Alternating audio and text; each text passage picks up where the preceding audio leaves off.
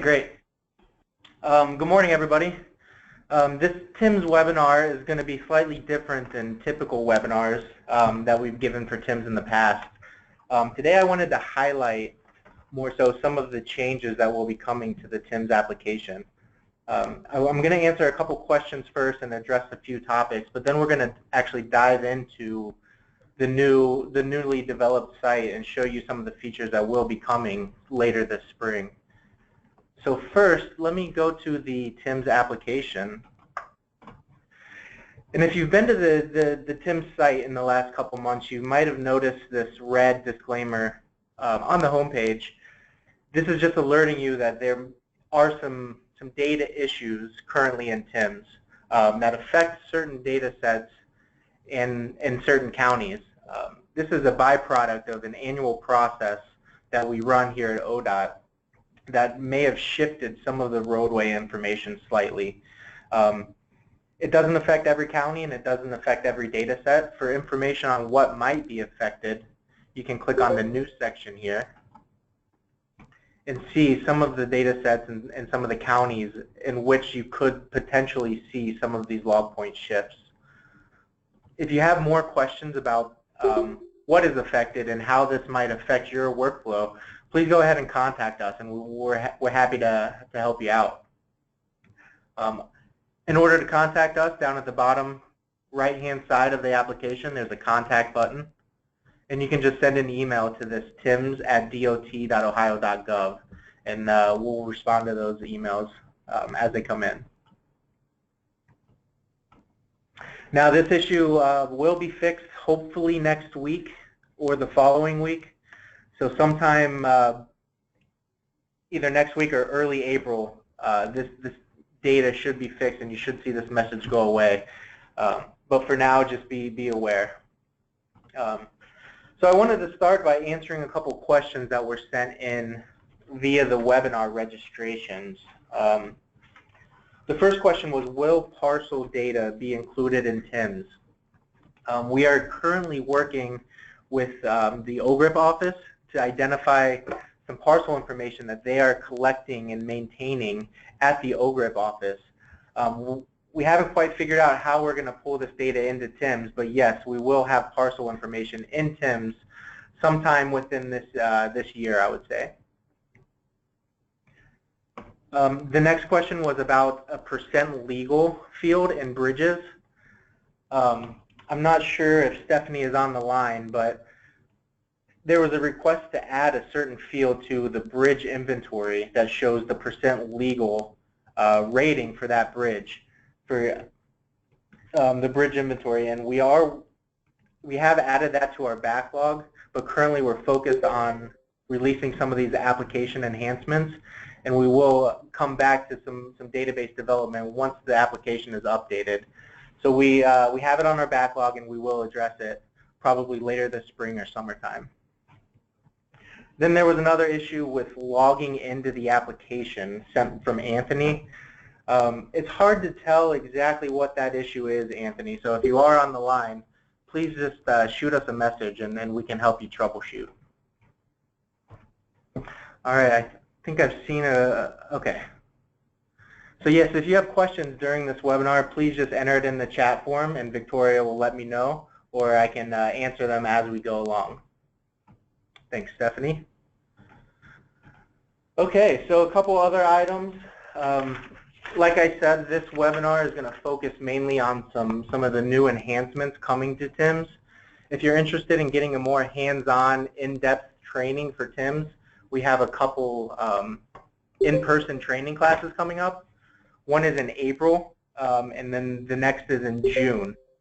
And you can access that information by going to the LTAP website. And then under the training course registration, there is a flyer for some of these trainings. And I can actually paste this into the go-to meeting right now. So if you are interested in one of these LTAP hands-on trainings, you can get in contact with them and get scheduled for that.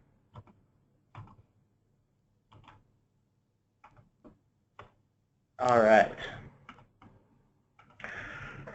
Okay, so with that, I'm going to jump over to a demo site We are currently wrapping up redevelopment of the TIMS application, and we're hoping to have that in our system and begin testing next week. So what that entails is we're probably going to spend a few weeks to a month testing the site and making sure all the bugs are fixed and worked out. And hopefully we'll have the new application released to the public around May, sometime in May. So what I'm going to do today is just show you some of the features of the new site that you can expect to see later this spring. So I'm going to actually copy and paste this, this demo website into the GoToMeeting as well. And after the webinar, feel free to dive in there if you have some free time and play around and see, kind of get the feel of the new website. And if you have questions or comments or concerns or perhaps even ideas for enhancements, just go ahead and let us know by using that contact button down at the bottom of the site. All right, so what are the new changes coming to TIMS? We have a few new changes. We have some minor changes to the project search page, and then we have a couple major changes, specifically to the Create a Map page and the Crash Data Search page. So what I'm going to do is just kind of step through some of these and demo and maybe compare it to how the old site works, or I should say the current site, and show you the differences between now and what is coming later this spring. So first I'm going to jump into the Create a Map page. This is really where you're going to see the major changes coming with the new application. So bear with me, this is a development site, so it doesn't quite have the same resources as our production site. But you'll notice right away, if you are a TIMS user, this is a completely different look and feel to the Create a Map page. So just to highlight this, here's the current production page.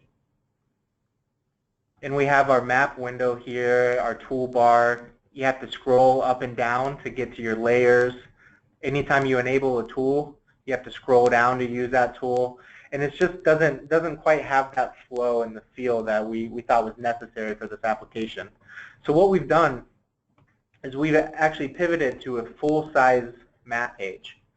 And I think a lot of users are gonna like this, and this is one of the highly requested items for enhancements. And so what this does is it allows you to interact with your tools, interact with your layers, and even build some queries without losing sight of the map. So you can see all the data here on the map. You can actually move these panes up and down and completely customize the way that the layout feels to suit your needs. Oh, I gotta hide this real quick. Okay. So another item that you might have noticed is we have this new base map. And the base map is just the underlying background map to the TIMS application. So up in the right-hand corner, you can change the base map, and the site will actually remember what your preferences are now. So if you like the typical out-of-the-box base map, the next time you come into TIMS, it'll remember what the last base map you used is, and it'll automatically go directly to that base map. We also have this new ODOT base map that is slightly different than the standard out-of-the-box ESRI base maps, in that we are actually pulling ODOT data for this base map. And why this is important is sometimes these other companies that produce these base maps don't have our latest data, our most up-to-date information. And so when you're looking at the ODOT base map, you can be assured that you are looking at the road inventory, all the files that we have that are most up-to-date here at ODOT. And you can see the difference between the two. So there's obviously a design difference, but if you look in some certain areas, you'll notice that the alignments of the roads actually change between our data and perhaps the Esri provided data. So that's just another change. I think it's going to be useful for a lot of people that use ODOT's data, because you won't have that disconnect between the road network and the data that you're looking at anymore. So some other changes to the Create a Map page. The majority of the tools that you're already familiar with in Create a Map, your filtering, your querying, the workflow, the way the tools interact are going to stay the same. The only thing that's going to change is where you interact with those tools. So instead of having to scroll up and down every time you want to add a new filter or turn layers on and off, you can now access all those tools here in the left pane over here. So your layers are automatically active, so you can turn your layers on and off, and you can see that on the map real time as you turn your layers on. And that's a bad example, but let me zoom out a little bit. So you still have the same ability to turn on and off your layers. It's just now you don't have to scroll up and down, and you can see them in the map real time. Additionally, you can see the legend alongside of the map. So I turned on a couple layers here, and I can toggle between my Layers tab and my Legend tab, and I can see real time right next to my map the legend and the symbology for each one of these layers.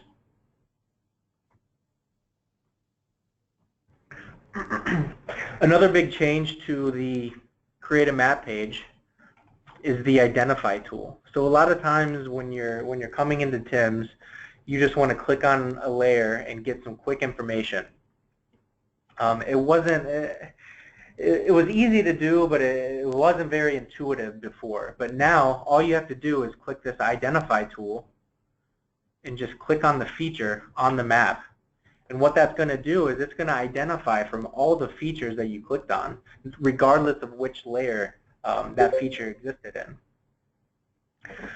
So once I click on the map, I can now see, I can toggle between all the layers and see all the information that was identified for each layer that I clicked on.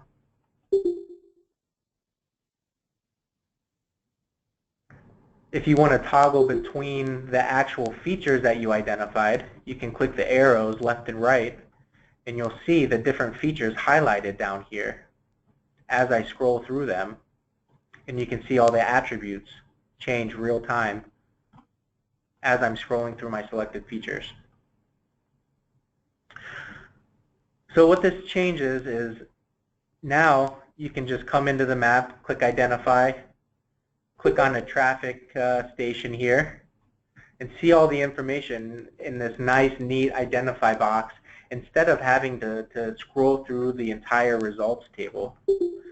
So now I could just scroll down here, say, okay, there's the average daily traffic count. Here's the traffic report that I'm really looking for. Click on the link, and there I have my information. And it's a lot quicker than the old application, or I should say the current application.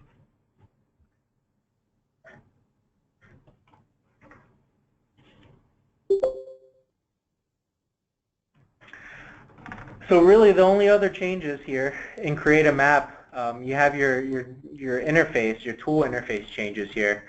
All the functionality that you're used to is going to still exist in Create a Map. However, the way you interact with the tools is going to change slightly. I think I might have a question. Oh, nope, that's Victoria. If you have any questions, please type them in the GoToMeeting chat box. Okay, so I'm going to jump back out to the home page here and show you one of the other large changes that's coming to the new application. Some of you might be familiar with the GCAT tool, which is the GIS crash mapping tool. We are actually working with the safety people here at ODOT to integrate the crash mapping tool within TIMS itself.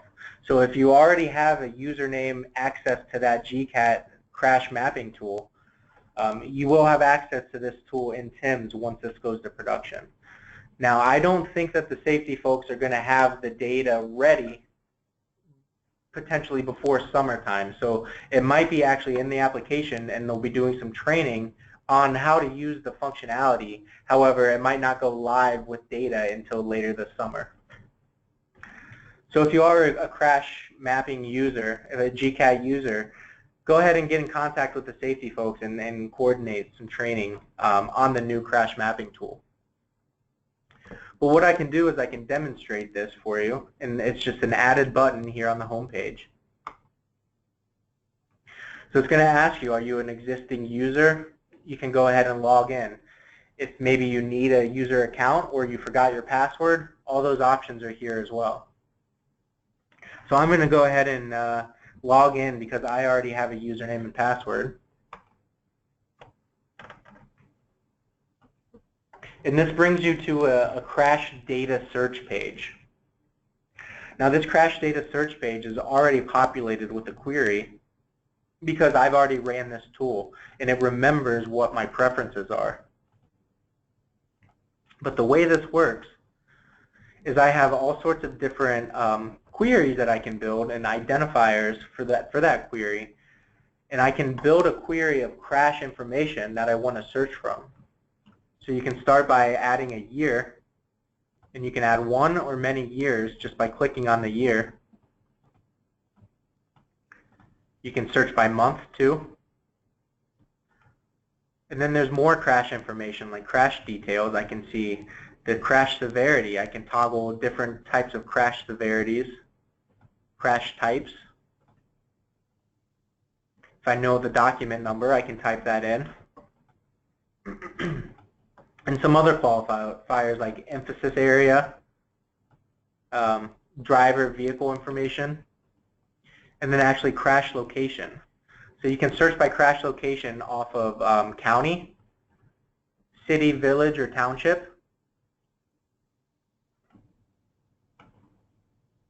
What type of intersection or what type of roadway was the crash located on? Or you can do an NLFID search. So if you know the actual route and the actual location, you could search by NLFID and add that information.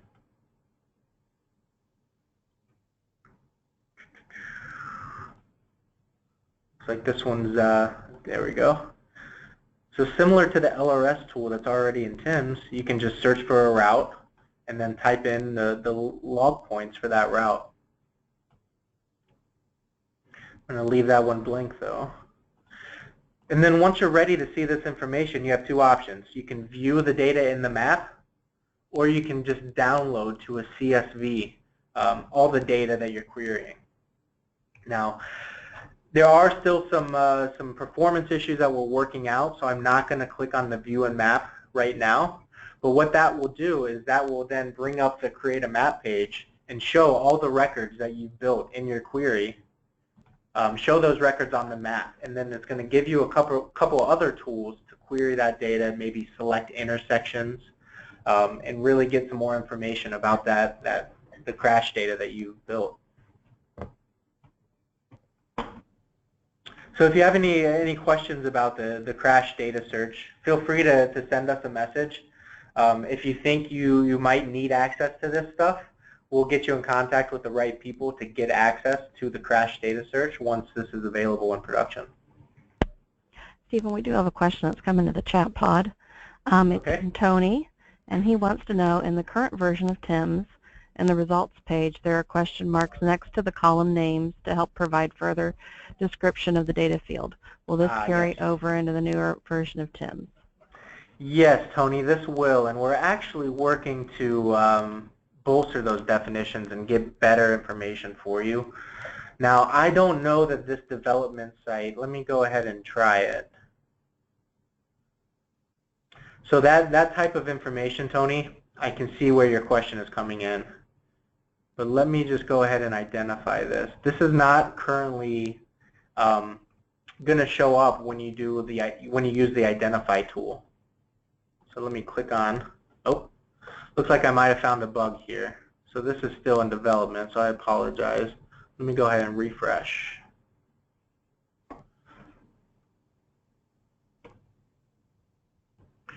All right, so let me select some data. Okay, so the question was, in the current TIMS, we have question marks that show you some more information about the fields. Unfortunately, in the new application, that doesn't show up under the Identify tool. In order to get that type of information, you would have to go to the data glossary, or you would have to do another type of query so that the information appears in the results table. And this is actually a very good point, Tony, and I'm glad you brought it up, that we should actually bring this up with the developer and figure out if there is a way to include that information here. But let me show you. So I'm going to just filter by geography here. Actually, no, I want to do the spatial.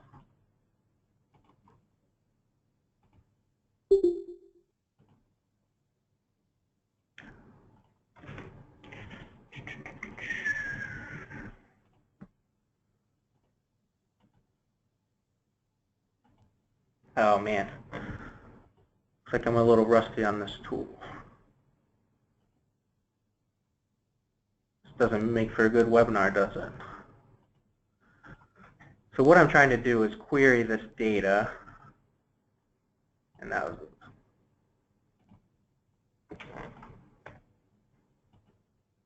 There we go, and I'm going to search. Okay, so once you have a query built and you have some information in your results table, Tony, that information will still show up in the results table. However, the Identify tool does not carry that information currently. Sorry, that was a long-winded question or answer.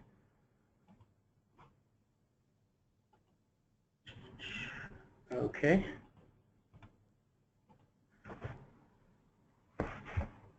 All right, so I'm going to browse back. So that is pretty much it for the crash data search.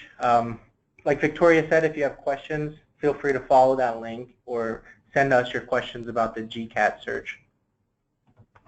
Another change coming to the new developed application is part of the project search page. So this is pulling from the Ellis database, where we store all of our project information. And there was an issue noticed last year about these filters not quite pulling data as maybe the user intended. And this all revolved around the county and the district that was recorded in Ellis. And so what that means is, for a given project, there might be a location of record. So for example, if there's a project that spans multiple counties, the way that's recorded in the database is it's given one county of record.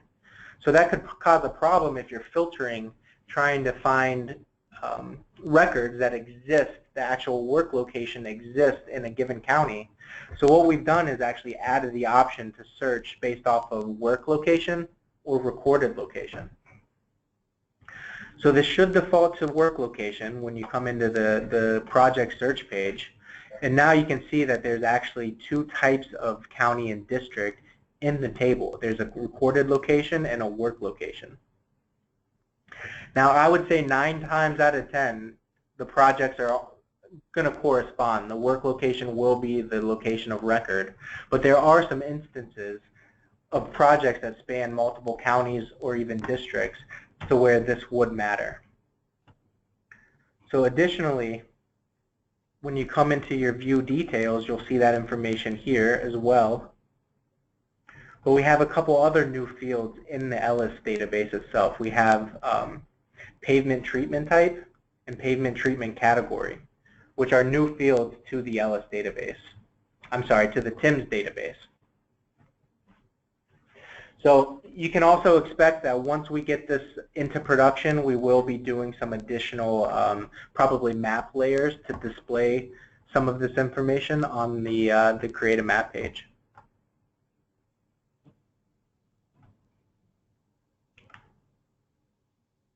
So one other change coming to the application is related to the data glossary page. So we get a lot of questions about when the data was updated and what is the cycle that the data is updated. We have some data sets that are updated nightly and some data sets that are updated maybe once a year. And so in the data glossary, you can filter your data set here, and then there's a question mark with information on when that data was last updated. So this is a development database that they're working on here, but it says that this bridged layer is updated daily, and the last date refreshed was last March. So it looks like they have a copy, a static copy of this database that was last updated in March. So are there any questions so far? We don't have any in the chat pod right now. No?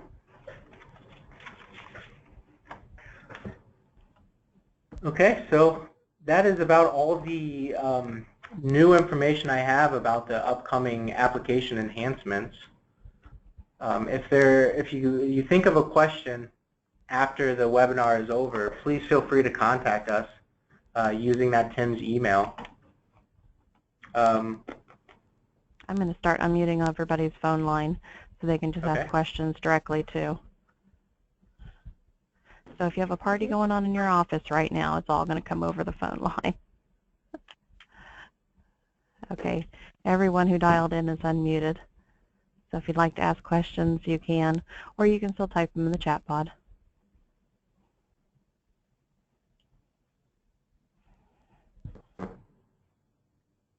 There's one for you.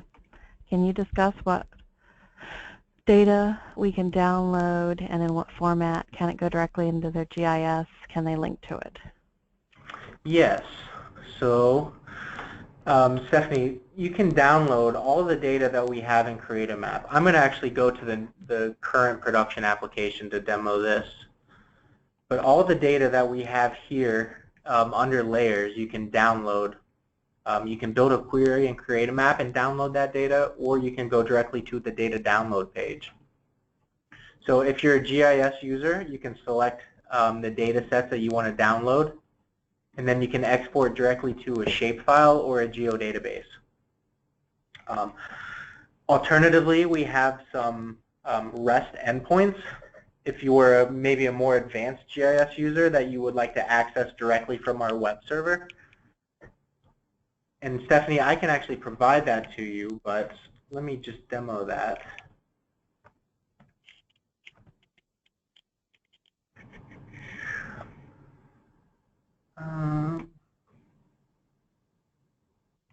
Got to remember the URL.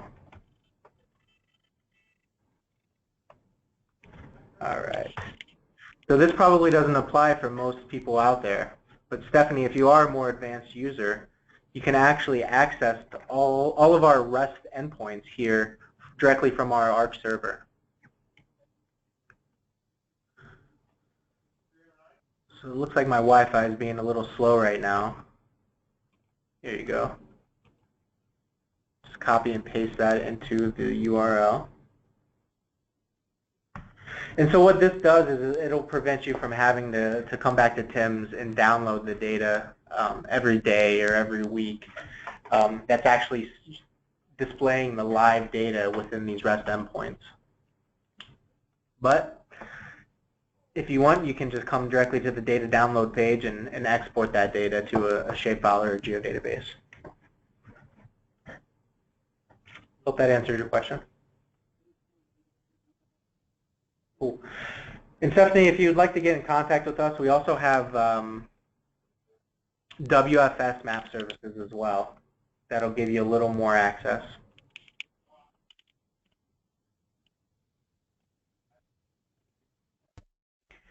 So what other questions do we have for Stephen? Don't be shy. This is your opportunity to get your questions answered.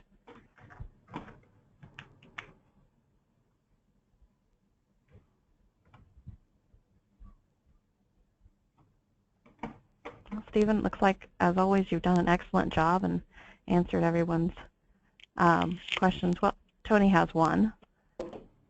Okay. Oh, there was one missed. A question. Okay, I'm assuming it's this one up here.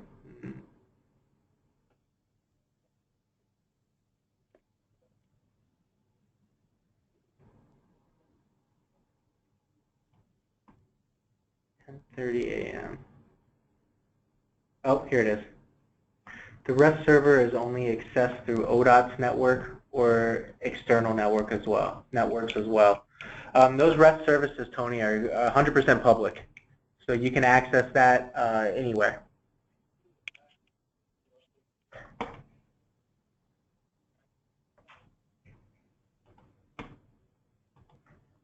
So again, this was a kind of a brief webinar just to highlight some of the changes coming.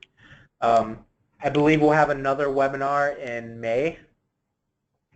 That'll hopefully by that point we'll have a better application update out there, and we can actually get back to doing a full site demo. And then feel free to sign up for any of the hands-on trainings as well. Yeah, the way we've structured it with Stephen and his group is that every other month there'll be hands-on training, and then on the off months we'll have webinars. So we look forward to hosting you on a future webinar. And Stephen, thank you so much for your time and doing the presentation today. We appreciate it. Thanks, Victoria. All right, everyone have a good afternoon. Take care.